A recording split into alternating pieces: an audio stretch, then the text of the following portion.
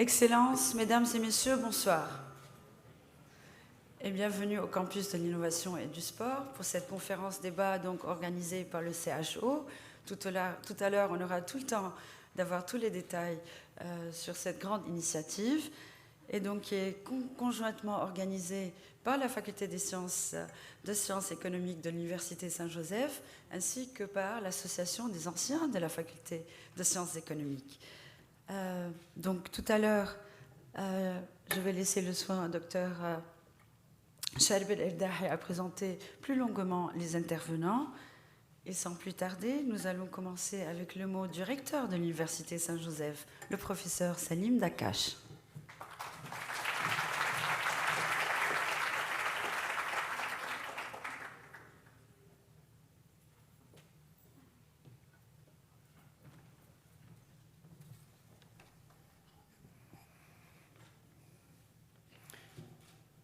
Excellences, Monsieur le ministre de l'économie, Mansour Abteish, cher ami, Excellences, Messieurs et Mesdames, chers amis, mon rôle se limite ce soir à vous souhaiter, à vous toutes et à vous tous, la bienvenue dans ce campus de l'innovation et du sport. Venus assister en nombre à cette table ronde autour de magnifiques produits économiques et financiers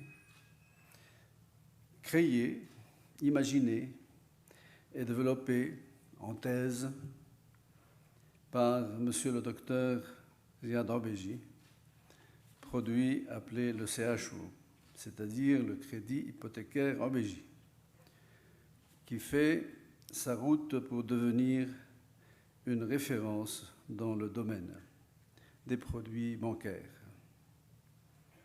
Comment ne pas souhaiter la bienvenue à son Excellence, l'ami et l'ancien de cette université, qui répond toujours à l'appel, Monsieur le ministre de l'économie, Mansour Abteish, qui a accepté de patronner cette manifestation de ce soir et qui ne cesse de présenter des idées innovantes pour faire sortir notre pays de sa crise. Qu'il me soit autorisé d'exprimer la bienvenue d'une manière personnelle à Monsieur le Dr Riyad Bishara Abeji, auteur de l'idée de la CHO, président directeur général de la Banque BMO. Nous savons que le CHO n'est plus qu'une appellation. Il s'agit d'une vision financière et économique dont le but est de dynamiser le marché économique et de multiplier les actions et les interactions qui permettent d'élargir en activité les marchés et surtout le marché libanais ainsi que sa vie économique. Nos conférenciers de ce soir, Dr Jean-François Gou, Dr Samir Nasr, Dr Abeji lui-même, ainsi que le modérateur Sharib El-Kordahi, Dr Sharib El-Kordahi, se portent comme des soutiens, peut-être critiques, de cette innovation bancaire et chercheront à montrer en tout cas son utilité et ses points forts et points faibles aussi. C'est une occasion pour moi de saluer l'action de l'association amicale des anciens diplômés de la Faculté des sciences économiques de l'USJ, présidée par Madame Jouma Nahbeya, ainsi que le concours de la faculté à cette manifestation, représenté bien sûr par son doyen, Dr Joseph Jmail. Je n'oublie pas d'exprimer ma reconnaissance à la famille Abeji, qui a voulu aujourd'hui, en votre présence, annoncer et lancer auprès de la Faculté des sciences économiques un prix Carmen et Bishara Abeji pour les meilleurs étudiants, innovateurs et entrepreneurs en sciences économiques. Chers amis, c'est ensemble que nous pouvons réaliser l'impossible qui est toujours proche, grâce à notre volonté, comme celle de Riyad Orbaji. Évidemment, beaucoup de questions surgiront et le public est à l'affût. Vous, le public, les enseignants, les étudiants, vous tous, pour apprendre, mais aussi pour réfléchir et participer à cette œuvre du CHO. Hypothéquer avec Riyad Orbaji, c'est peut-être risqué, mais ce n'est jamais perdre. Merci beaucoup de votre écoute.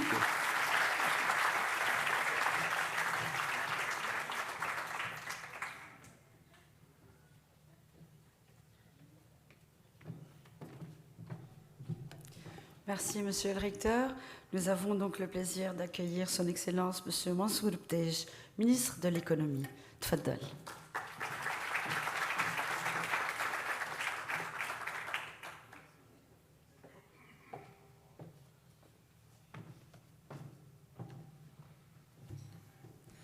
Cher révérend Père Salim Dakkash, Mesdames et Messieurs, c'est avec grand plaisir que je parraine aujourd'hui cette conférence débat qui couvre un sujet innovateur, le certificat hypothécaire Orbaji. L'innovation est une réalité prouvée par les accomplissements des Libanais autour du monde. Et M. Riyad Orbaji en est un exemple, surtout quand il propose dans sa thèse de doctorat le certificat hypothécaire, un concept dont je partage l'importance pour booster les économies, surtout dans les pays émergents. Pourquoi certains pays sont-ils riches alors que d'autres sont pauvres? N'est-ce pas, M. Riyad? On dit en sciences économiques qu'un pays serait en état de retard socio-économique s'il dispose de ressources qu'il n'utilise pas comme il se doit. Comme vous le savez, la fortune nationale est composée de la fortune foncière d'une part et de la fortune financière d'autre part, mais assurément sans perdre de vue les ressources humaines. Au Liban, la fortune financière se manifeste dans les dépôts placés auprès des banques, chiffrant près de 175 milliards de dollars, ainsi que les fonds propres de ces banques, soit un total de 200 milliards de dollars, auxquels s'ajoutent les autres valeurs financières des entreprises libanaises dont le chiffre d'affaires, je dis chiffre d'affaires annuel, serait de l'ordre de 100 milliards de dollars. Quant à la fortune foncière, elle est généralement estimée entre 17 et 20 fois le PIB, soit pour le Liban, un pays à petite superficie, près de 1 000 milliards de dollars. Cette valeur foncière représente donc près de 75% de la fortune nationale, d'où l'intérêt du certificat hypothécaire Orbaji, surtout si cet instrument est bien intégré sur les deux plans juridiques et opérationnels, sans négliger les conditions de l'environnement naturel à préserver pour une économie verte. Il est vrai qu'une partie des transactions foncières est à base spéculative, mais n'y a-t-il pas lieu de souligner qu'un bon nombre de ces transactions a été un levier de croissance économique, notamment dans le secteur de la construction, s'alignant à nos objectifs de permettre au Liban de traverser le tunnel actuel de difficultés. Nos efforts se tournent vers une économie de production, une économie sociale, une économie du savoir. Ceci ne pourrait être réalisé sans l'innovation et l'entrepreneuriat, incitant la croissance soutenue et la création de nouveaux emplois. Et là, le secteur académique a un rôle majeur à jouer à travers une amélioration continue et durable des moyens et du contenu de l'éducation, conjuguée à une formation par la recherche qui constitue un déclencheur du changement productif.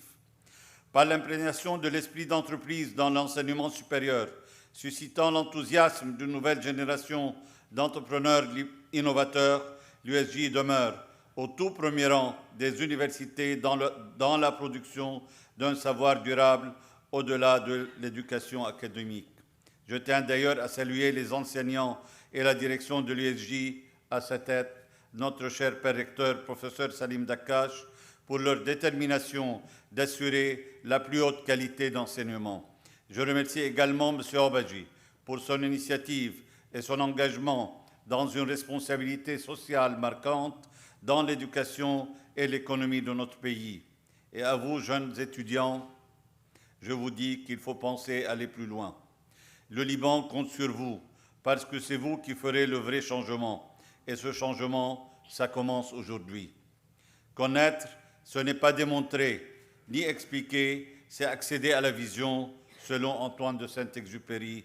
Accéder alors à une vision de valeur en devenant des entrepreneurs d'un Liban meilleur. Merci.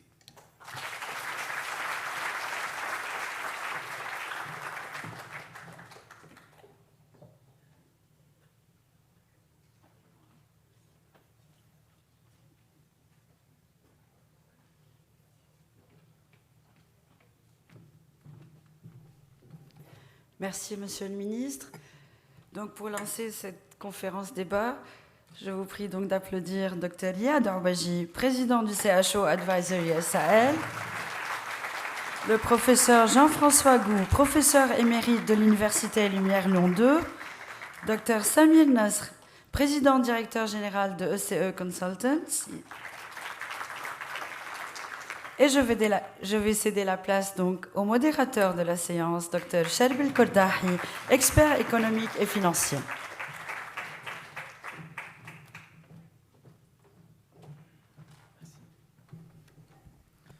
Monsieur le recteur, Excellences, chers amis, mesdames, messieurs, la cérémonie qui nous réunit aujourd'hui est placée sous le thème du certificat hypothécaire OBJ, CHO.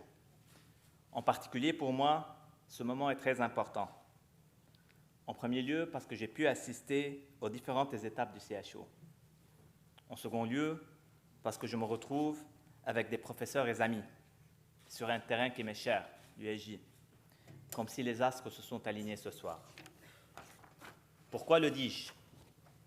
Premièrement, parce que cette cérémonie se déroule à l'Université Saint-Joseph de Beyrouth, où j'ai passé 5 années d'étudiant en gestion, en tant qu'étudiant en gestion, et où l'enseignement et la bonne humeur ont, sans contredit, forgé la personne que je suis devenue aujourd'hui. Deuxièmement, parce que c'est en présence de Jean-François Gou que le débat de ce soir a lieu. Jean-François Gou, pour ceux qui ne le savent pas, a dirigé mon travail de recherche en doctorat. Il m'a encouragé, avec son regard bienveillant, à étudier les chocs monétaires et la transmission internationale des crises financières, bien avant que la crise de 2008 ne se produise. Et c'est à côté de lui que pendant 4 ans, j'ai appris à voir le monde avec le regard d'un économiste. Troisièmement, parce que son Excellence Mansour Ebtesh nous a honorés de sa présence. Ce monsieur, très inspiré par les écrits de Jean-Paul II, œuvre depuis de longues années pour une économie plus productive, mais aussi plus juste. Très grand ami, je travaille à ses côtés depuis 5 ans pour donner plus de place à l'espoir dans notre pays. Enfin, parce que cette cérémonie est à l'initiative de Iyad Orbaji, un érudit de sciences et d'humanité, avec qui je ne cesse de discuter depuis 20 ans et qui, grâce à sa vision et imagination, le CHO a pu, ou presque, voir le jour. Mesdames et messieurs, le Liban traverse aujourd'hui une crise économique qui, bien qu'elle soit encore relativement limitée, risque bien de s'aggraver encore. Depuis l'année dernière, les taux d'intérêt ont considérablement augmenté. L'immobilier souffre. La demande du dollar s'est accrue. La valeur marchande des euro-obligations a baissé. Les retards de paiement de l'État et du secteur privé s'accumulent. La dette des ménages et des entreprises dépasse 100% du PIB, alors même que la dette publique a franchi le seuil des 150%. Le taux de chômage progresse, les prêts douteux augmentent. C'est dans ce cadre-là que le CHO revêt son intérêt. D'un côté, il promet une accélération de la croissance économique, une stimulation du crédit bancaire, une amélioration de l'accès au financement et une meilleure inclusion financière. De l'autre côté, il promet une augmentation des recettes fiscales, une réduction du coût du crédit hypothécaire, une hausse de l'investissement et de la consommation et une création d'emplois. Quelle est l'importance du CHO? À mon avis, elle vient du fait que le CHO permet à la fois de faciliter le crédit et d'utiliser l'immobilier en tant que liquidité. Cet instrument, qui fonctionne comme un dépôt de garantie immobilière auprès d'une banque, permet à cette dernière de libérer des liquidités et d'accorder davantage de crédit sur le marché. Concrètement, Le CHO permet à un propriétaire immobilier qui le souscrit de déposer à la banque une propriété qui lui appartient, exactement comme s'il effectuait un dépôt rémunéré. La banque disposera de son côté d'une garantie réelle qui lui permettra de mobiliser une plus grande part de ses liquidités et d'emprunter plus facilement sur le marché interbancaire.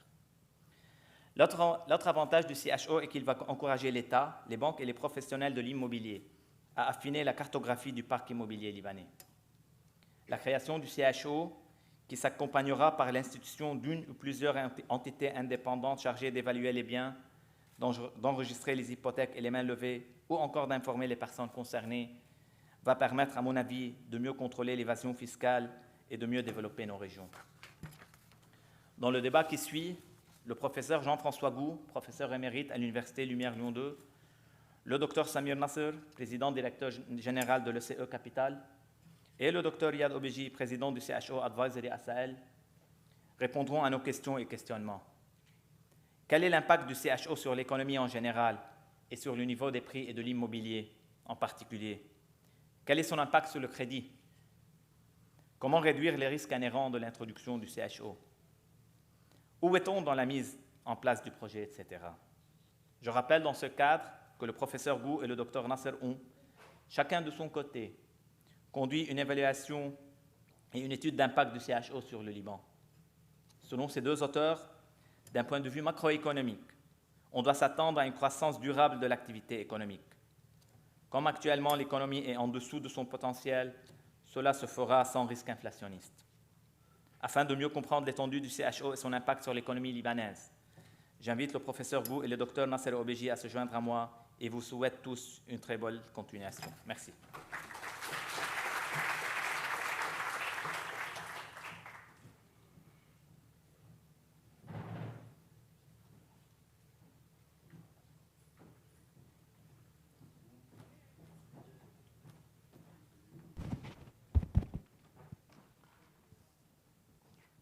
Mon père, Excellence, Mesdames, Messieurs, chers amis,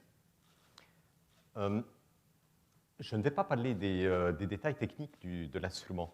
Je vais plutôt montrer les bases conceptuelles de cet instrument. Ensuite, j'irai vers l'explication du produit. Et puis finalement, je dirai où est-ce qu'on en est à peu près.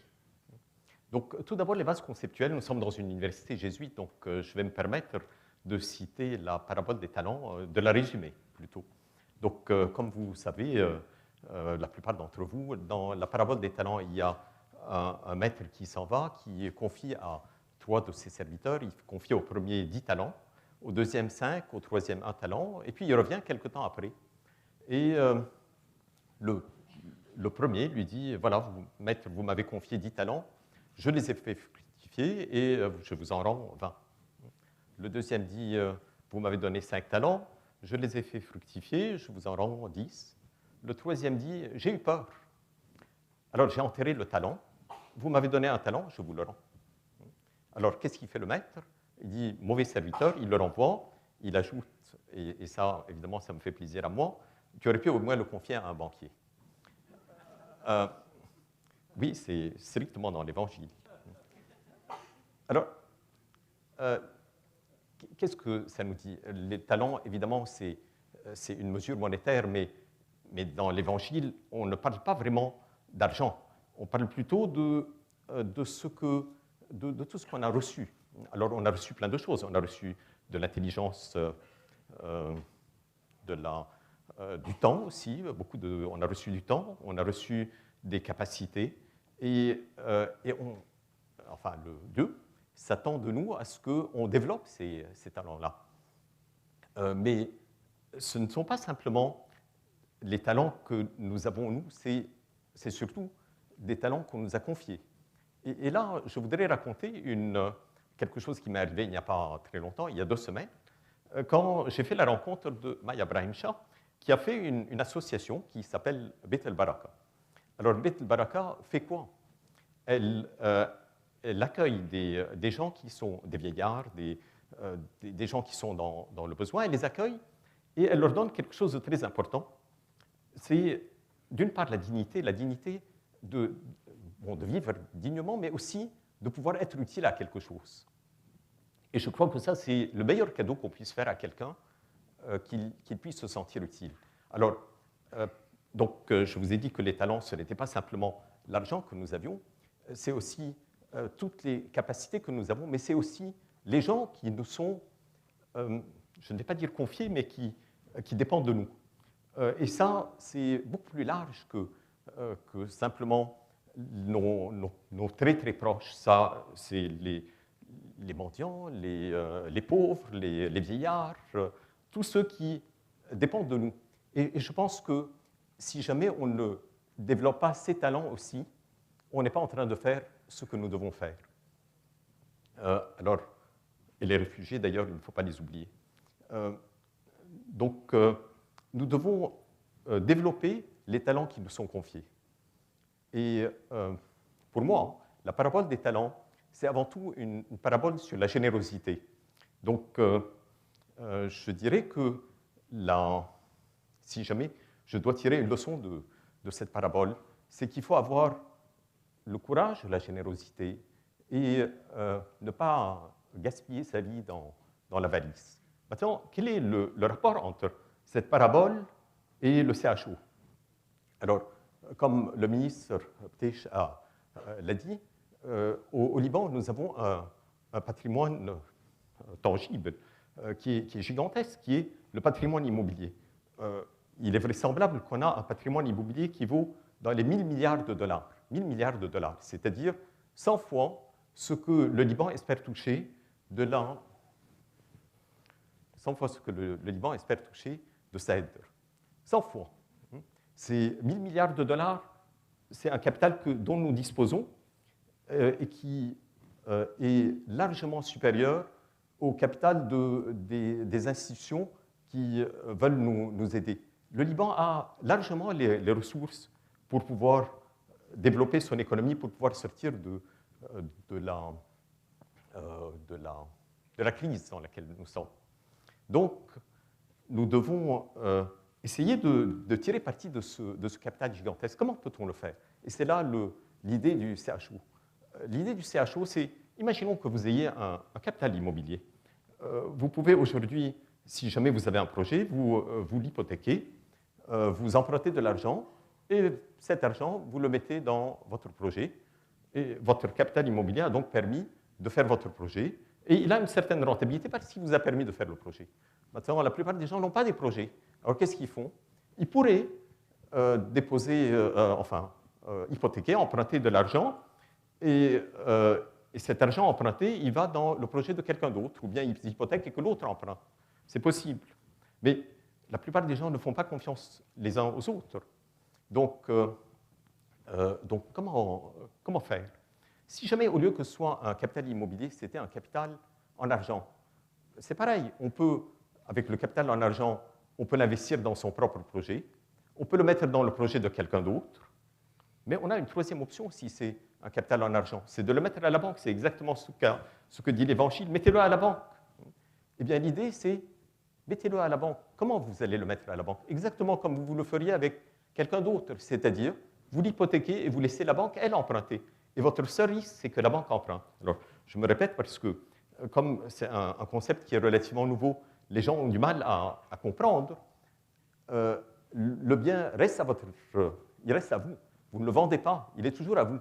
Vous l'avez simplement hypothéqué pour que la banque emprunte. C'est tout. Et comme si c'était n'importe qui d'autre, votre seul risque, c'est que le débiteur, l'emprunteur, fasse faillite, c'est-à-dire la banque. Or, les banques sont, en général,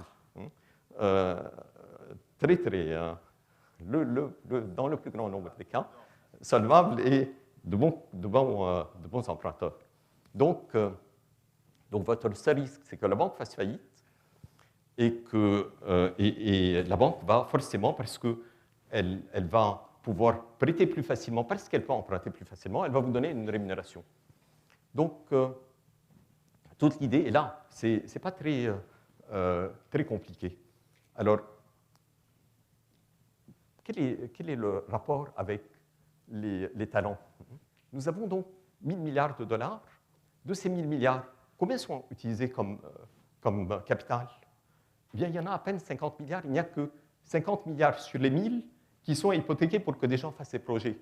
Ça veut dire que sur 100 talents qu'on a reçus, on en a 5 et on en a enterré 95. Mais si jamais on regardait tous les autres talents qui sont dans le pays, ce n'est pas 5 talents seulement qui sont utilisés.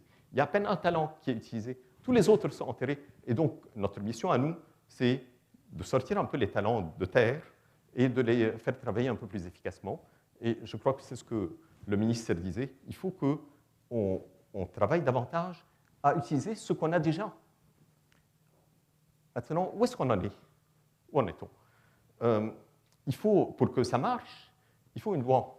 Ça ne marche pas tout seul. Donc, on a un projet de loi qui est actuellement au Parlement. On espère qu'il sortira des commissions réunies. Il est actuellement devant les commissions réunies. On espère qu'il sortira des commissions réunies avant la fin de l'année et que d'ici 1 an, ça devienne effectivement une loi. Est-ce que c'est le moment de le faire? On peut se poser la question, est-ce que c'est le moment? À mon avis, oui, c'est absolument le moment parce qu'on est dans la situation où on est, où le capital a un coût qui est extrêmement élevé. Et lorsque on débloque une partie du capital, forcément, le coût du capital descend. Donc, beaucoup plus de projets pourront être possibles, beaucoup plus d'investissements seront possibles, et ça devrait relancer la croissance.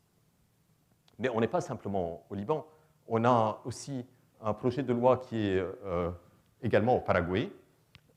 Et pour ne rien vous cacher, on est également en train de travailler en Syrie et on va commencer à travailler sur les pays d'Afrique de l'Ouest et d'Afrique centrale. Alors, il y a quelque temps, j'étais chez le président Berry et il a sorti quelque chose, une métaphore qui m'a beaucoup plu. Il a dit que l'idée, c'est une idée qui est en fait simple. Le concept est simple, il n'est pas compliqué. Il suffisait d'écarter un peu les broussailles et on trouve l'idée. Donc, comme l'idée est en train d'être proposée un peu partout, nous avons, pour ceux qui ne la reçoivent pas, nous avons une newsletter et cette newsletter est déjà diffusée à plus de 2000 exemplaires et ça va augmenter. Nous avons exposé ça à beaucoup de gens. Je n'ai pas beaucoup de doutes. D'ici quelque temps, cette idée sera dans d'autres pays, peut-être pas par nous, peut-être par d'autres.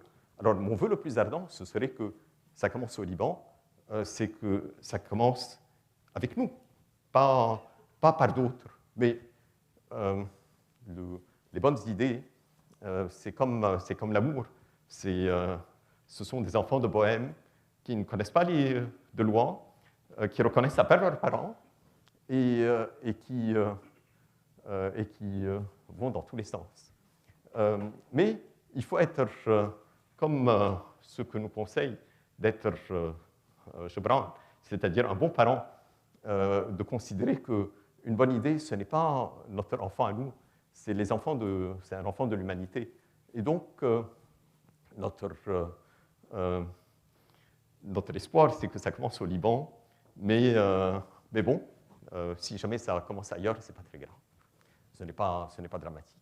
Et pourquoi est-ce que c'est important que ça commence au Liban? Pas seulement parce qu'il y aurait une certaine fierté, mais aussi parce que un très grand potentiel serait généré par là. Parce qu'il y a, je vous ai montré une idée simple, mais techniquement, elle n'est pas tellement simple. Et il y a beaucoup de travail à faire. Et donc, je préférais personnellement que ce travail soit fait à partir du Liban et non pas fait à partir de, je ne sais pas, de la Suisse ou des États-Unis, qui n'ont pas tellement besoin de trouver de nouvelles idées. Ils en ont plein de bonnes idées. Ils ont accumulé ça depuis très, très longtemps. Alors, pour conclure, parce qu'en plus, je ne dois pas parler trop longtemps, je vais faire une petite paraphrase de Danton. Bon, vous connaissez qui est Danton. Donc, ce qu'il nous faut au Liban, c'est de la confiance. Encore de la confiance et toujours de la confiance, et nous serons sauvés. Merci beaucoup pour votre attention.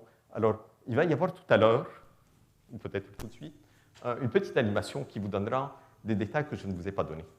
Merci.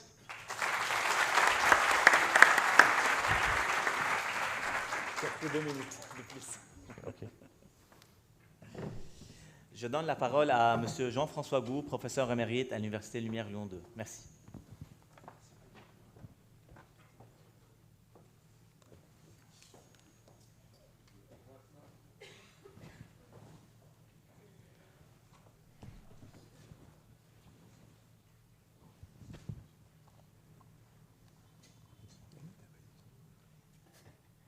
Donc, je vais commencer d'abord en remerciant ceux qui patronnent cet événement, son Excellence le ministre de l'Économie, Monsieur le recteur de l'Université Saint-Joseph, le docteur Obéji, et puis bien sûr les organisateurs de cet événement, parce que sans organisateurs, ça n'existe pas, et donc il y a des gens qui ont travaillé derrière et que je remercie beaucoup. Je suis très heureux de pouvoir revenir ici au Liban. À une époque, je venais un peu plus souvent. Ça me permet de retrouver des doctorants. J'ai formé 4 doctorants, 4 docteurs en économie, 3 au Liban, 3 sont dans la salle. Donc je suis très heureux de les revoir et de voir qu'ils sont très productifs et qu'ils ont beaucoup d'idées dans la suite de leur travail de thèse. Alors, je ne vais pas revenir sur ce qu'est le CHO, ni revenir non plus sur les différents avantages. Ils ont déjà été présentés ou ils seront présentés un peu plus en détail. Ce que je vais faire, je vais me concentrer sur 2 aspects importants de la mise en place du CHO, deux conséquences importantes concernant le montant du crédit et les taux d'intérêt. Pour moi, économiste, ça me semble être une des conséquences, disons, majeures de la mise en place de ce système. Donc ici, ce que je veux d'abord développer, c'est l'existence...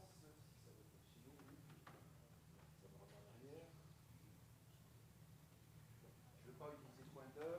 Donc, c'est expliquer pourquoi le CHO va amener une baisse des taux d'intérêt et pourquoi le CHO va amener une augmentation de la quantité de crédit.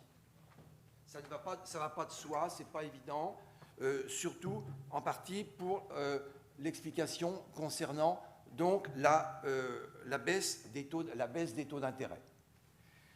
Alors, ici, je vais faire quelques rappels d'économie, de finance. Certains rappels sont bien connus des étudiants, d'autres sont un petit peu plus compliqués. Il y aura aussi d'autres passages un peu compliqués. Je vous prie de m'en excuser. Ça ressemblera un petit peu à un cours de finance. Mais vous verrez, non, c'est bon. J'ai tenu à faire un travail, disons, scientifique, parce que le projet est d'importance et je tiens absolument à fournir une réponse qui soit donc fondée sur des éléments scientifiques et pas simplement un avis personnel. Donc, tout le monde sait, ou enfin en tout cas les étudiants en économie le savent, le taux d'intérêt nominal peut être séparé en taux d'intérêt réel et en une composante inflationniste. Et le taux d'intérêt réel lui-même peut se décomposer en 2 parties. Et ça, c'est extrêmement important. Une partie qui est un taux sans risque, qui est un taux qui existerait s'il n'y avait pas de risque, si on était dans un univers de certitude, et puis une prime de risque. La prime de risque, c'est lié à la présence de l'incertitude. On est dans un monde d'incertitude, donc il y a une prime de risque. La prime de risque, c'est un terme qui est plutôt utilisé sur les marchés financiers. Dans le monde bancaire, on parle plutôt de pénalité. Donc cette prime de risque ou cette pénalité se rajoute au taux réel. Donc en fait, le taux nominal, c'est le taux réel plus la prime de risque plus l'inflation. Eh bien, la mise en place du CHO aura au moins 2 effets à ce niveau-là. Un premier effet qu'on appelle donc l'effet liquidité, à savoir que l'abondance du crédit qui en résultera et surtout également la création monétaire qui en résultera, eh bien, fera baisser donc le taux sans risque. Et puis, la réduction du risque apportée par le CHO, eh bien, réduira la prime de risque. Et donc, ces 2 effets vont se combiner et donc la mise en place du CHO fera baisser R indice F et M et donc conduira bien à une baisse du taux d'intérêt. J'ouvre une parenthèse que je refermerai très rapidement parce que ça deviendrait trop compliqué sinon. Cette formule qui n'a l'air de rien, en fait, explique aujourd'hui la présence de taux d'intérêt négatifs dans un certain nombre d'économies. Beaucoup de personnes se disent, c'est très curieux, on a des taux d'intérêt négatifs dans un certain nombre de pays. L'Allemagne, par exemple, et la France aussi, maintenant, en fait, ne paient pas lorsque les gens donc, empruntent. Ce sont les emprunteurs, en fait les prêteurs, pardon, qui donc paient un certain montant. C'est-à-dire qu'ils remboursent moins que ce qui a été fourni. Alors donc on est très étonné par l'existence de ces taux négatifs. On pense que ça ne peut pas descendre en dessous de 0. Bien sûr que si. Un taux d'intérêt dans un monde de certitude ne va pas en dessous de 0, mais un taux d'intérêt dans un monde d'incertitude, lorsqu'il y a donc du risque, eh bien, peut tout à fait être négatif. Pourquoi? Parce que la prime de risque se transforme en fait en garantie. Et donc, au lieu de s'additionner, ça se soustrait. Et si mon petit m est supérieur au taux sans risque, est supérieur au taux d'inflation, ce qui est le cas aujourd'hui dans beaucoup d'économies, eh bien les taux sont négatifs. Donc ce n'est pas une anomalie. Il faudra s'habituer dans un monde d'incertitude, dans un monde où il y a beaucoup de liquidités, à vivre avec des taux d'intérêt négatifs. Et ici, c'est exactement ce qui va s'appliquer. On n'arrivera pas à des taux négatifs, bien entendu, parce qu'on part d'un niveau assez élevé des taux d'intérêt, mais très certainement, les taux baisseront. Le deuxième élément qu'on en attend, donc, c'est la hausse du crédit. Alors, il y aura plusieurs éléments qui vont expliquer cette hausse de la quantité de crédit disponible.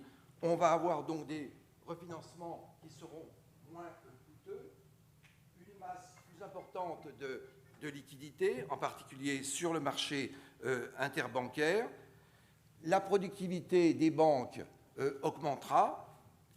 Le marché du crédit s'élargira. On aura une demande également qui sera stimulée.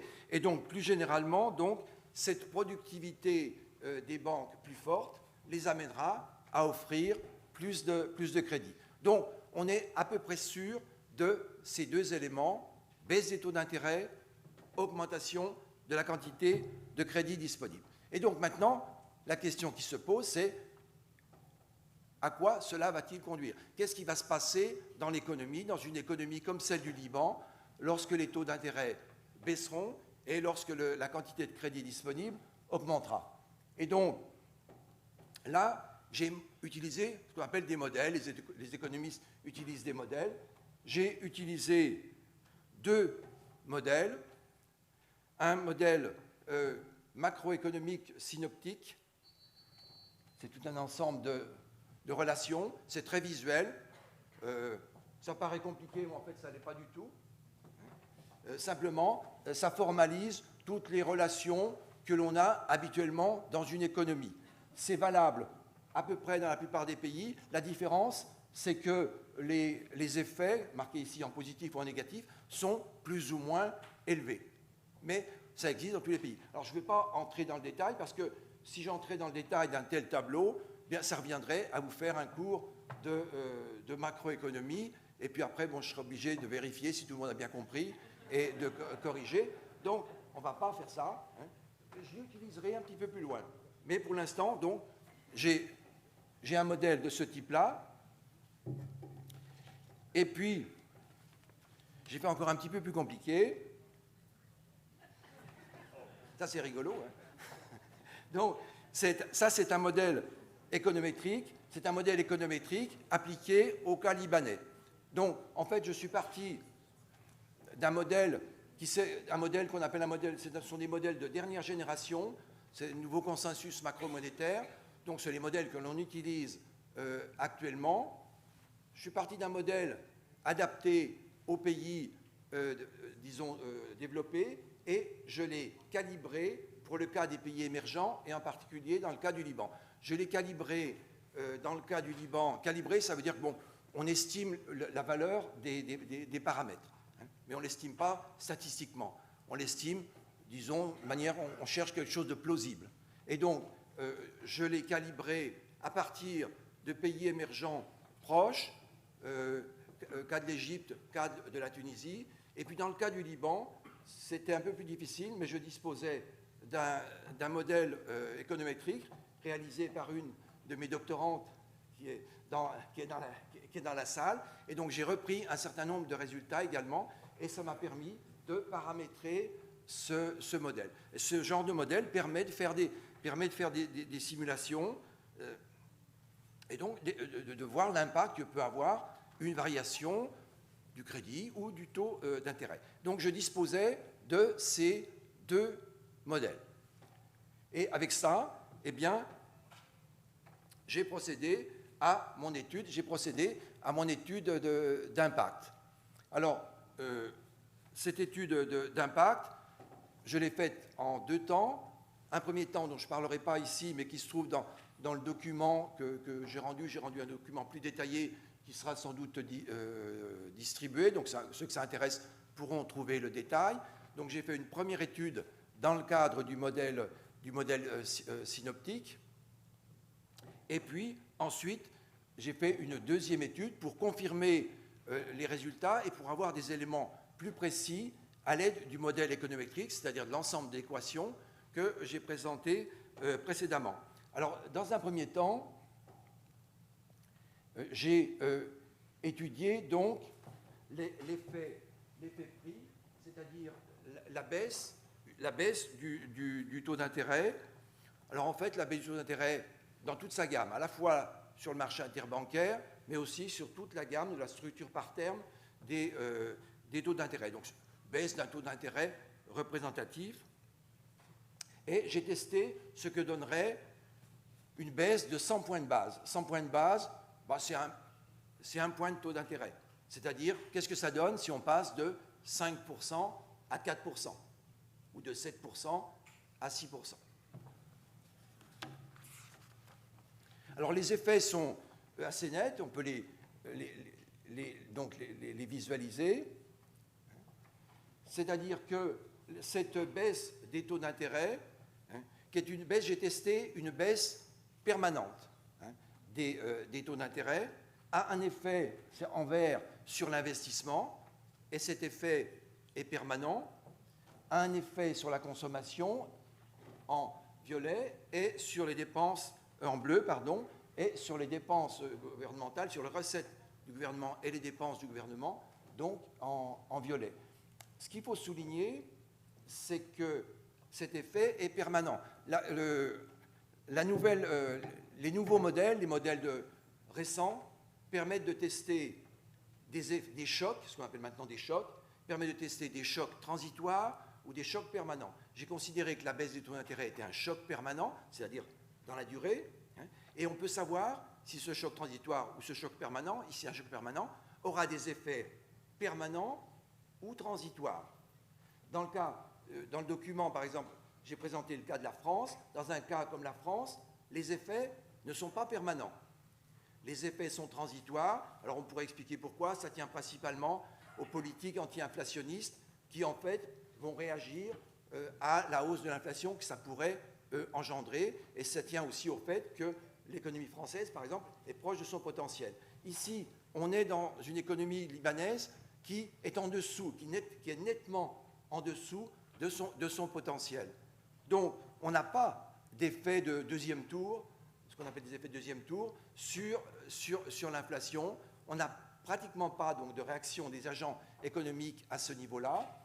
Et on peut ainsi donc rejoindre le potentiel. Ici, donc, c'est la trajectoire de retour au potentiel, on est en dessous au début, très en dessous, puis ensuite de moins en moins en dessous du potentiel. On se rapproche du potentiel de l'économie. Donc, on voit bien ici un effet donc tout à fait favorable, mais qui, encore une fois, est lié à la structure particulière de l'économie libanaise. Ce n'est pas vrai dans tous les pays, c'est vrai dans un pays donc, où on est en dessous du potentiel économique et où les autorités monétaires sont plutôt bienveillantes, c'est-à-dire ne pourchassent pas l'inflation dès que ça dérape un peu. Et donc, dans ce cas-là, on peut attendre ce type d'effet. L'autre effet testé, c'est l'effet quantité. L'effet quantité, c'est-à-dire la hausse des crédits disponibles. Alors là, il faut évidemment distinguer deux cas. Soit l'économie dispose déjà de crédits en abondance, soit l'économie manque de crédits. Si l'économie dispose de beaucoup de crédits, ça ne sert à rien d'en rajouter. Donc ça n'aura pas d'effet. Dans une économie où le crédit est abondant, ça ne sert à rien. Donc le CHO dans une économie où le crédit est abondant ferait bien baisser les taux d'intérêt, mais augmenterait la quantité de crédit offert, mais ce crédit offert ne serait pas demandé. Donc ça n'augmenterait pas la quantité de crédit dans l'économie. En revanche, je reviens en arrière, si on est dans une économie donc, où le crédit est dans une situation de rationnement, où on manque de crédit dans l'économie, où les banques ne distribuent pas suffisamment de crédit, à ce moment-là, un crédit offert plus important aura un impact. Et cet impact, on peut le repérer effectivement à l'aide du modèle symétrique. C'est assez simple. Ici, donc, on part du crédit. Le crédit offrant, eh bien, on voit que ça augmentera l'investissement. La flèche va dans les deux sens d'ailleurs. Ça augmentera l'investissement. Le multiplicateur d'investissement, c'est-à-dire l'effet d'entraînement jouera et on aura une croissance plus élevée. Le crédit favorisera également la consommation, qui également relancera la production et donc amènera une croissance économique plus forte. Cette croissance économique plus forte, d'ailleurs, entraînera un développement de la quantité de monnaie dans l'économie, le crédit aussi, puisque c'est une contrepartie de la masse monétaire, et donc on trouvera un effet sur le taux d'intérêt. Ce sera tout notre effet du prix. La hausse de l'activité économique peut conduire, dans un certain nombre de pays, ce n'est pas le cas du Liban, mais pourrait conduire dans un certain nombre de pays à des hausses de salaire. Ça conduit à des hausses de salaire quand le chômage est faible. Le chômage, malheureusement, est relativement important au Liban. Donc on peut penser que les hausses de salaire seront peu importantes et que donc on n'aura pas d'effet sur le taux d'inflation qui va au-dessus. Que même si d'ailleurs on avait un effet, cet effet entraînerait sans doute assez peu de hausse des taux d'intérêt. Donc cette hausse du crédit ne poserait pas de problème dans une situation comme celle du Liban. Et donc, eh bien, ça m'amène à ma conclusion, à savoir que la mise en place donc, du CHO aura des effets positifs sur l'économie libanaise. Les travaux que j'ai conduits, en tout cas, le démontrent. Et si les hypothèses sont justes, eh bien, les conclusions sont celles-là. D'un point de vue macroéconomique, on peut en attendre donc une croissance durable de l'activité économique. Et si l'on considère que l'économie est en dessous de son potentiel, eh bien, cela permettra de rejoindre ce potentiel sans vraiment de risque inflationniste. Merci pour votre écoute.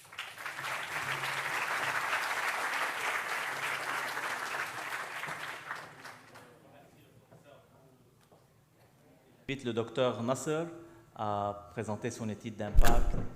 Docteur Nasser, la parole est à vous.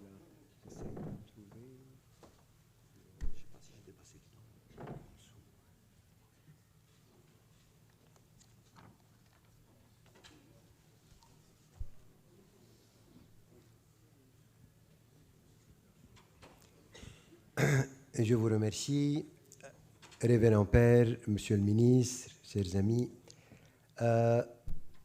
Une des caractéristiques de cet instrument financier, c'est qu'il permet d'accroître les revenus des détenteurs de biens immobiliers et qui contribue à renforcer la capacité des banques à améliorer leur contribution à l'octroi de crédit, ce qui pourrait augmenter l'injection de fonds dans l'économie réelle et soutenir la croissance. En 2 mots, c'est l'objectif essentiel de cet instrument.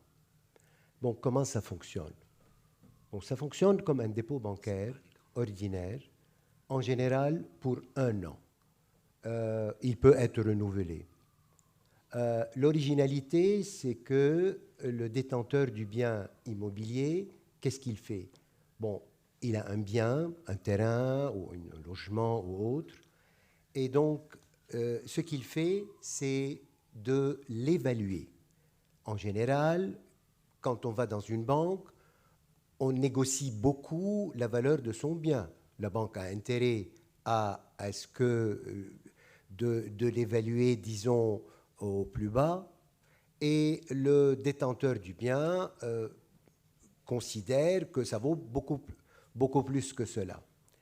Eh bien, le CHO a instauré un système qui est un système d'évaluation standardisée de ce bien auprès d'agences indépendantes. Donc, il n'y a pas de négociation. On dépose ce dépôt qui a une valeur réelle, claire et précise, et on le dépose à la banque. Et la banque lui paye de l'argent. Donc, il lui paye, disons, l'équivalent, probablement, ça va tourner autour de 1,5%, un peu plus, un peu moins, dépendant de la banque, dépendant de la conjoncture et dépendant évidemment du bien. Qu'est-ce qu'elle en fait? Bon, ça rentre évidemment comme dépôt et la banque renforce sa capacité à garantir, à prêter, à peut-être entrer dans le secteur de l'interbancaire, à améliorer sa capacité de financement et probablement aussi, comme l'a expliqué au professeur Gou, ceci va donner une possibilité de réduction de certains taux et de déploiement un peu plus important donc, des crédits, ce qui évidemment sera le bienvenu dans une situation où ces crédits actuellement peuvent être rares, chers et difficiles à obtenir. Bon, donc renforcement du secteur bancaire et évidemment un win-win situation avec le détenteur de ce bien qui recevrait un revenu. Bon, ce qui veut dire que beaucoup de gens qui ont des actifs dormants, on a parlé de 1 000 milliards, oui. Bon, évidemment, pas tout le monde va se précipiter pour déposer son actif comme dépôt à la banque. Ce qui va se passer, c'est qu'il va y avoir un certain nombre et cela permettra une inclusion financière. Pourquoi? Parce que ce sont des personnes qui, effectivement, vont se mobiliser. En se mobilisant, n'est-ce pas, ils vont se dire, voilà, je vais rentrer à la banque, je vais évaluer mon bien, c'est déjà un premier pas.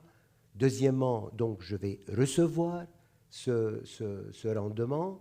Et troisièmement, je vais avoir une relation avec la banque. On va aujourd'hui peut-être trouver des gens qui ont des terrains dormants et qui deviennent partie prenante d'une opération économique qui pourrait grandir au fur et à mesure. Le plus important aussi, c'est qu'il y aura une agence qui va évaluer ce bien. Et donc, par conséquent, pour la première fois, on aura un marché immobilier standardisé. Et on peut utiliser cette valuation pour beaucoup de choses. Premièrement, on ne négociera plus à l'achat et la vente de ce terrain puisqu'il y aura un prix déterminé. Pour la taxe immobilière, ce sera plus simple et probablement aussi au niveau des transactions immobilières, si après l'avoir retiré de la banque, il a envie de le vendre, au moins, il y a un prix et un prix de référence. Bon. Est-ce que ceci est théorique? Non. Une loi a été déposée au Parlement le 1er octobre 2018 pour que ce mécanisme puisse devenir officiel. Nous avons donc les 3 éléments importants de ce mécanisme: l'inclusion financière, le revenu des individus et bien entendu l'information de la valeur réelle du bien. Maintenant, les banques. Les banques auront une gestion de trésorerie peut-être plus équilibrée, ils pourront avoir des capacités de prêt, mais surtout, ils vont avoir une augmentation de la base clientèle. Pour la première fois, il y a des gens qui vont débarquer et qui, aujourd'hui, seront intéressés à participer d'une façon ou d'une autre à l'augmentation des capacités de ces banques. Avec une activité bancaire stimulée, un coût du capital réduit, je ne vais pas élaborer davantage puisque le professeur Gou a bien expliqué combien il peut y avoir un impact sur la baisse des taux d'intérêt et un accès au financement plus large. Donc, nous pouvons avoir un financement économique un peu plus dense et probablement une capacité de pénétrer d'autres secteurs et d'autres activités. De nouveaux secteurs pourront être explorés, puisque des gens vont se dire, voilà, écoutez, moi j'ai envie de mettre ces garanties. Pensons juste à un élément, les startups. Oui, ils ont peut-être des difficultés à se faire financer. Si aujourd'hui, entre les différents mécanismes qui existent et des garanties supplémentaires qui sont déposées exprès pour cette activité, ceci pourrait avoir un effet bénéfique et pourront donc booster cette capacité de financement. Ces capacités de financement vont évidemment créer des emplois, puisque tout investissement, et surtout dans des périodes actuelles, doit pouvoir, n'est-ce pas, créer une activité, mais aussi créer des emplois. Est-ce que ça aurait fait un effet inflationniste? Pas du tout, puisqu'on ne prévoit pas au début une masse de gens qui vont effectuer cette opération, et très probablement, il y a actuellement 50 milliards de crédits, probablement il y aura 1 ou 2 milliards supplémentaires dans une première période. Et de toute façon, comme le crédit est cadré et qu'il y a donc les différents circulaires de la BDL, il n'y a strictement aucun risque inflationniste à ce niveau-là. Par contre, il y aura un pouvoir d'achat supplémentaire des détenteurs de ces dépôts, puisque pour la première fois, des gens qui avaient un immobilier dormant pourront avoir un revenu. Et donc, par conséquent, d'une certaine façon, il y aura une augmentation de la consommation avec ses effets bénéfiques sur non seulement le pouvoir d'achat, mais aussi sur une capacité de stimulation de la croissance. Il n'y aura pas de liquidité supplémentaire, mais il y aura une gestion appropriée de cette liquidité. Donc, on se reprend, il y a des garanties qui augmentent, des collatérales qui sont assurées, des banques qui auront une base supplémentaire de confort, il y aura une optimisation de l'allocation des ressources, des facilités supplémentaires pour les débiteurs des banques, des facilités additives pour les institutions financières et, pourquoi pas, il y aura des possibilités pour les banques de se faire refinancer à l'étranger et ont des capacités de garantie supplémentaires. On sait que le intermarket est très limité au Liban, on l'estime à 300 millions de dollars et qu'il est très limité, mais de toute façon, cette nouvelle capacité permettrait peut-être aux banques de pouvoir solliciter du financement extérieur. Sur un autre plan, il est entendu que ce mécanisme, pour le secteur bancaire en tout cas, si on prend le ratio de liquidité et le ratio de profitabilité, tout dépend évidemment de l'utilisation que fera les banques de ces dépôts virtuels. Est-ce qu'ils pourront les utiliser et donc avoir un revenu supplémentaire basé sur ces garanties supplémentaires? Tout dépendra de la banque, tout dépendra du contexte. Quant au ratio de solvabilité, il n'y aura aucun effet puisque toutes ces opérations sont off-balance sheet. L'effet le plus important est donc l'inclusion des actifs, la maîtrise et le contrôle des prix immobiliers, la standardisation des prix, l'information et la transparence du secteur immobilier. On ne le dira pas assez, mais quand on a un secteur qui génère 1000 milliards, il est important qu'il y ait des références et que les discussions ne soient pas chaotiques. Dans des périodes, il y a de la spéculation et dans d'autres périodes, il y a des discounts très importants.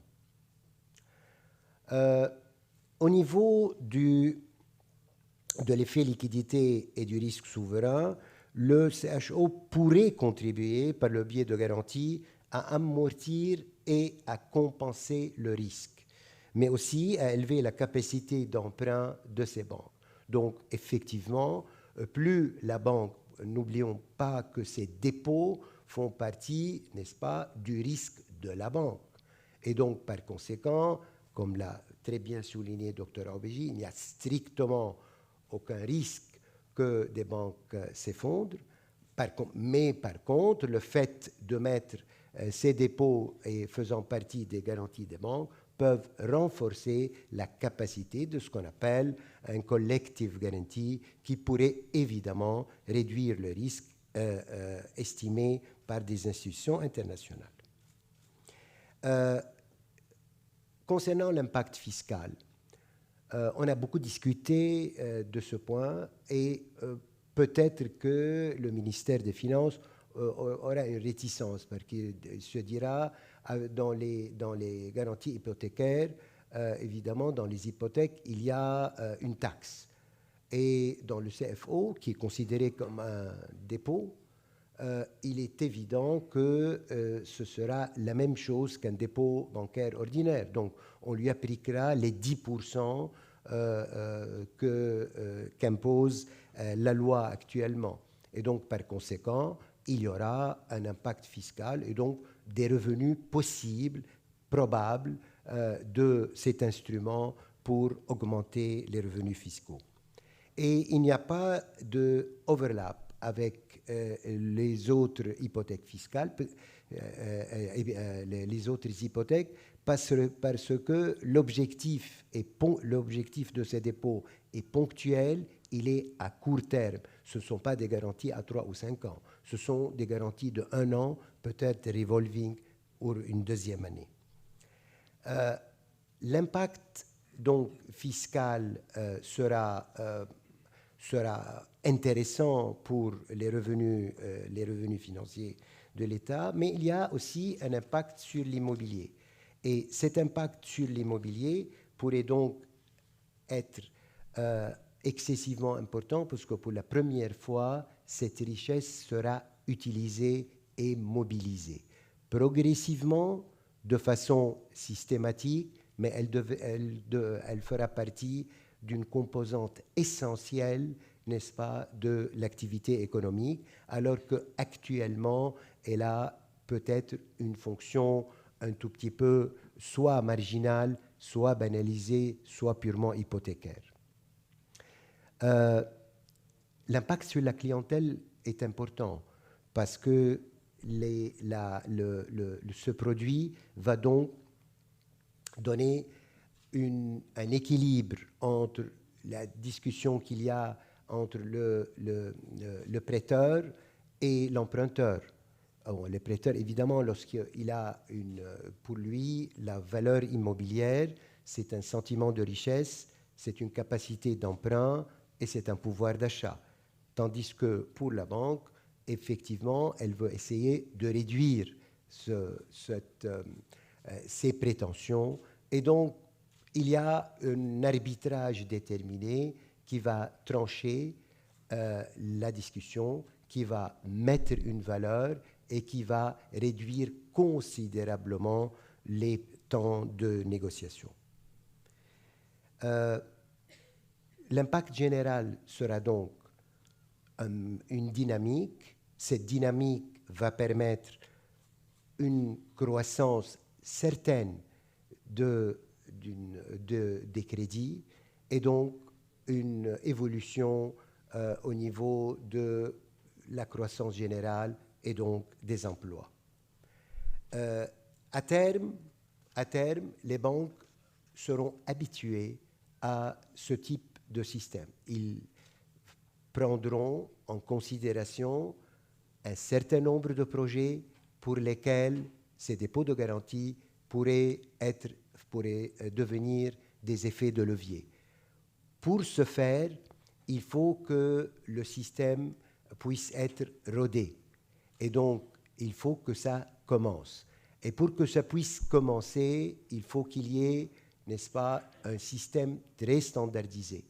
Et donc, un cadre de la loi et un contrôle strict des autorités. L'inclusion large que ça pourrait produire permettrait certainement une diffusion plus large au niveau de la population, mais aussi au niveau des acteurs économiques. D'autres acteurs pourront survenir puisqu'ils auront la possibilité actuelle de d'avoir un crédit ou tout simplement un revenu. Des deux côtés de la balance, c'est gagnant-gagnant. Maintenant, il y a une opération qu'on appelle peer-to-peer, c'est-à-dire qu'il y a ces dépôts qui sont faits exprès pour un opérateur déterminé. Cette situation pourrait devenir plus large, puisque pour pouvoir octroyer un certain nombre de crédits, pour une activité particulière, il y a un levage de garantie tout à fait spécifique pour cette activité. La banque aussi aura un intérêt de le faire, puisque plus elle a des dépôts, plus qu'elle a une clientèle, plus elle pourra développer une certaine loyauté de cette clientèle et de lui offrir d'autres produits. Nous avons terminé le modèle en essayant de déterminer combien 1 milliard ou 2 de cet ensemble de la richesse immobilière pourrait provoquer au niveau de la croissance, et on a trouvé que nous pourrions très certainement obtenir une augmentation de 1% de la croissance en ayant 1 an ou 2, ce qui, dans les temps qui courent, est absolument considérable. Merci.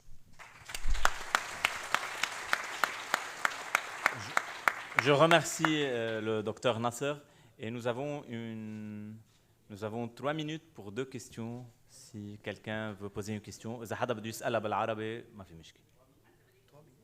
minutes. Allez-y, on verra.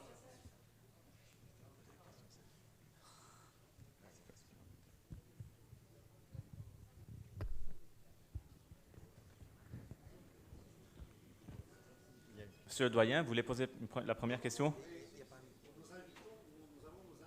Très bien. Bien sûr. On a prévu 15 minutes, mais on a dépassé un peu les temps. OK. Bonjour. Bonjour. C'est Dolly Hatem. Est-ce que vous avez parlé avec les banques à propos de cet instrument et quels sont les intérêts que vous suggérez? Évidemment qu'on a parlé. Une autre question. Un dépôt pour 1 an, une garantie hypothécaire pour 1 an, est-ce que c'est suffisant? Je réponds aux 2 questions. Donc, évidemment qu'on a parlé avec les banques, et d'ailleurs pas seulement au Liban, on a parlé avec des banques un peu partout. Et les banques sont intéressées. Elles sont intéressées parce que de toute façon, elles se disent il n'y a rien à perdre. Il y a un produit supplémentaire. Même si jamais on ne mesure pas exactement qu'est-ce que ça pourrait apporter, mais ça ne peut pas nous faire perdre quelque chose. Donc oui, elles sont intéressées et, comme je vous l'ai dit, pas seulement au Liban, on a vu des banques en Afrique, on a vu des banques en Amérique du Sud, on a vu des banques dans des pays en développement, et toutes sont intéressées. Donc ça, c'est votre première question. Est-ce que 1 an, ça suffit, puisqu'on limite la durée du dépôt à 1 an? Il ne faut pas oublier que dans un premier temps, cet instrument va être utilisé pour l'interbancaire. Or, l'interbancaire n'est pas à des durées plus longues qu'1 an. C'est généralement quelques jours à quelques mois. Donc oui, c'est largement suffisant pour l'instant. Il n'y a pas d'intérêt. C'est une commission qui est payée. La commission, c'est une question d'offre et de demande. Donc, nous pensons que ça va tourner autour de 1 à 2%, mais on n'a aucune idée. C'est comme si jamais vous demandiez il y a 50 ans quels vont être les intérêts sur le dollar. Personne ne sait. S'il vous plaît, Antoine Khoury. Est-ce que le 1000 milliards a été calculé en basant sur la superficie au sol ou bien sur la superficie des constructions, sur la superficie bâtie? C'est une estimation, et les 1000 milliards. En réalité, il n'y a pas de statistique précise nulle part au monde, pas au Liban, nulle part. Quand j'ai fait ma thèse de doctorat, j'ai été voir en France pour savoir quelle était la valeur du patrimoine immobilier en France. Et on m'a répondu, et la France est quand même assez bien avancée en matière de statistique, ils m'ont dit, on peut trouver ça à tel endroit, vous allez sur Internet et vous le trouvez à tel endroit, mais ça ne fait pas longtemps qu'on le fait en France, et on n'est même pas sûr des résultats.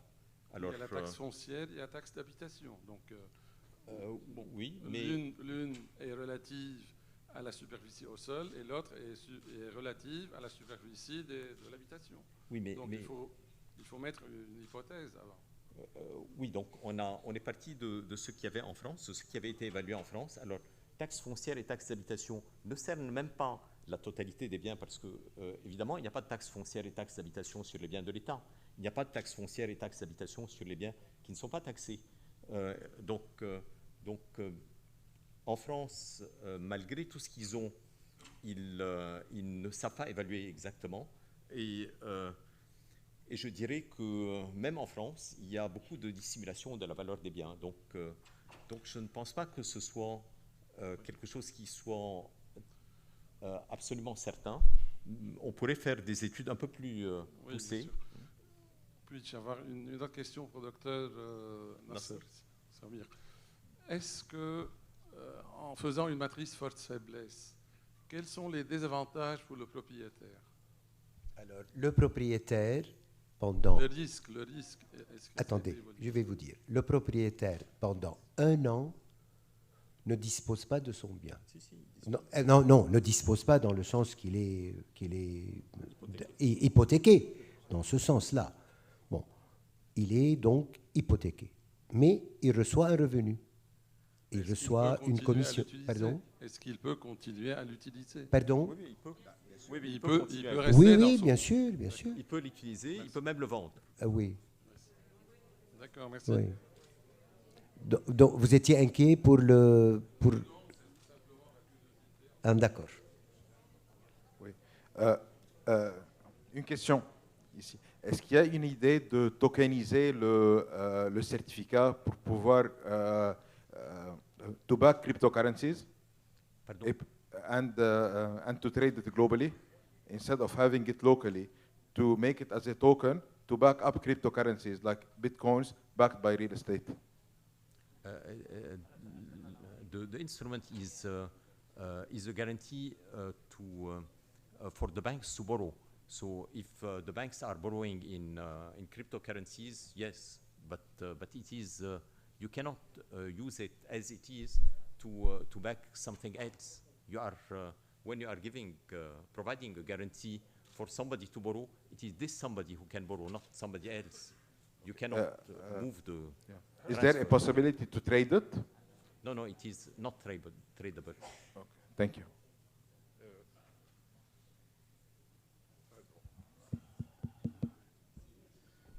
Une autre question? Allez-y. Si les banques ont la possibilité de mobiliser ces garanties hypothécaires sur le marché financier et emprunter sur la base de ces garanties à d'autres banques ou sur le marché financier. Est-ce qu'on ne peut pas arriver à un risque de surchauffe comparable à celui des subprimes aux États-Unis, un peu comparable? Alors, les subprimes, c'est quelque chose qui est tout à fait inverse. Parce que c'était quoi les subprimes? C'est on va prêter à des gens qui n'ont pas de revenus, on va leur prêter parce que statistiquement, il va y en avoir moins qui vont faire défaut que le taux d'intérêt qu'on est en train de prendre. Là, c'est tout à fait différent. Vous êtes en train de prêter votre garantie à des gens qui ont des revenus, c'est les banques. Donc ce ne sont pas des gens à faible revenu à qui vous êtes en train dont vous êtes en train de prendre le risque. Vous êtes en train de prendre le risque de gens qui ont un risque faible. Donc c'est tout à fait inverse. La seule ressemblance, c'est qu'il y a de l'immobilier dans les deux cas, mais il n'y a pas d'autre ressemblance.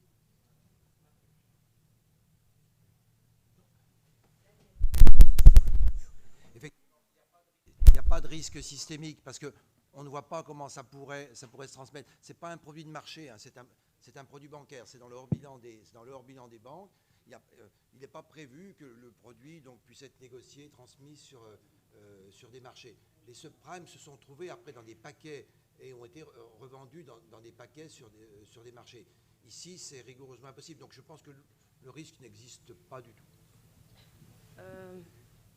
Est-ce que le taux hypothécaire sera fixe ou variable? Et quelle est votre intention de l'inscrire off-balance sheet si la durée est plus d'un an et si le montant est aussi important? Comme vous savez, une garantie est off-balance sheet jusqu'à présent, donc ce sera off-balance sheet. Quelle était votre deuxième question? Et si le taux est fixe ou variable? Le taux n'est pas fixe. Comme je l'ai dit tout à l'heure, c'est une question d'offre et de demande. C'est moins cher quand c'est offre et demande? Oui, ou c'est peut-être plus cher? Oui, ça dépend. C'est l'offre et la demande.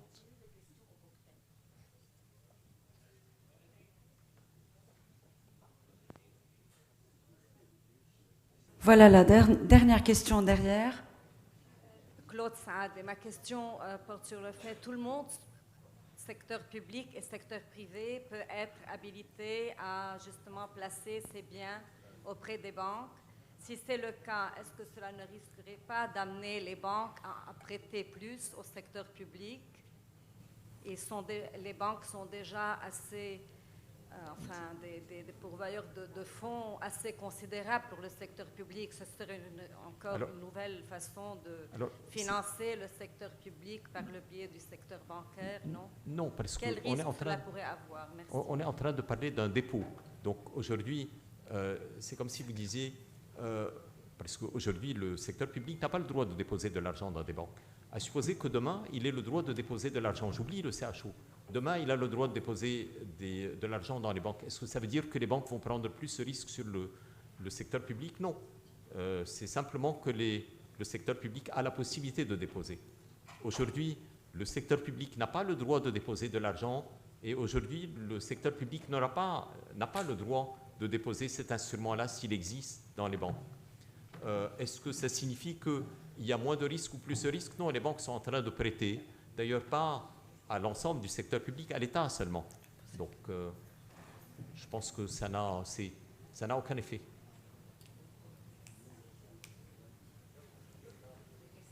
Thank you.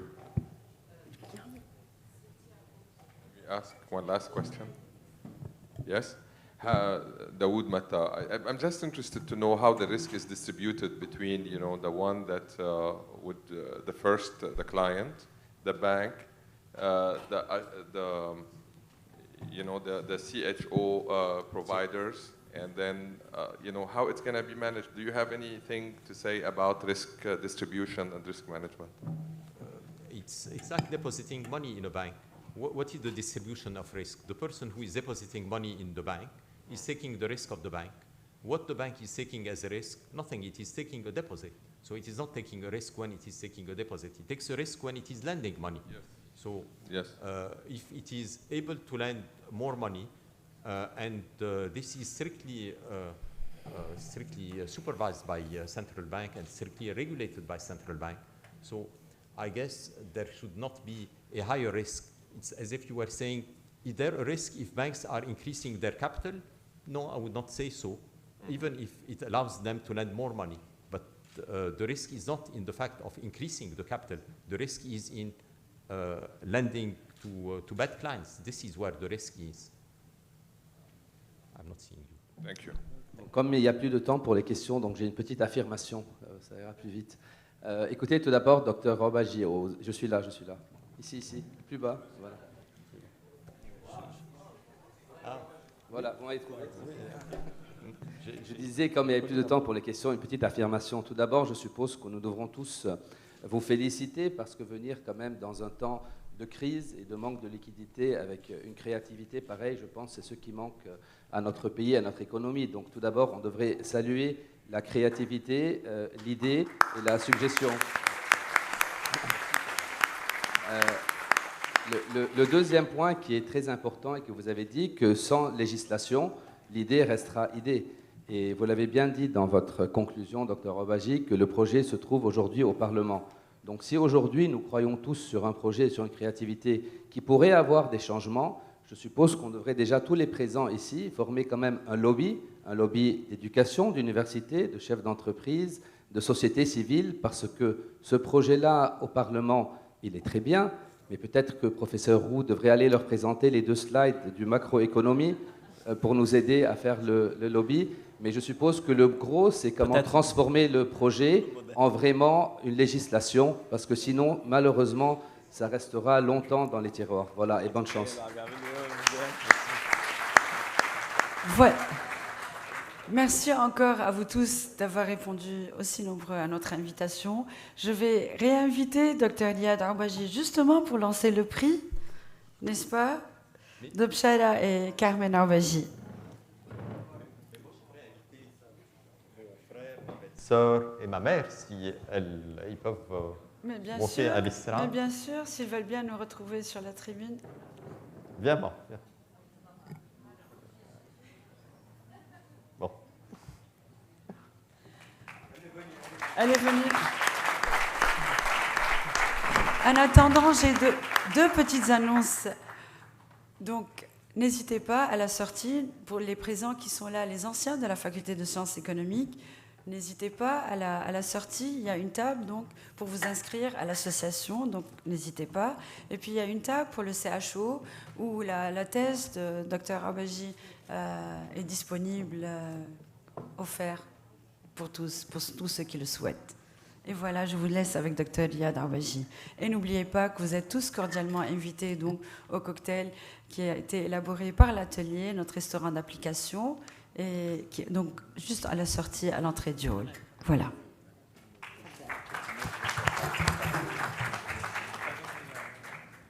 Donc, c'est simplement pour annoncer le lancement de ce prix. Donc, Carmen qui est là, et Bchara Arbaji qui n'est plus avec nous. Pour l'innovation et l'entrepreneuriat, je pense que et l'innovation et l'entrepreneuriat sont des choses absolument vitales. C'est comme l'oxygène dans l'air. Et j'espère que, comme l'oxygène, on n'en manquera pas.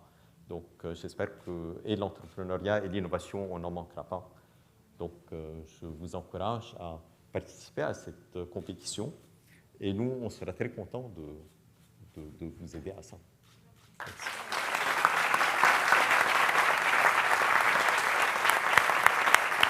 Bravo, Carmen.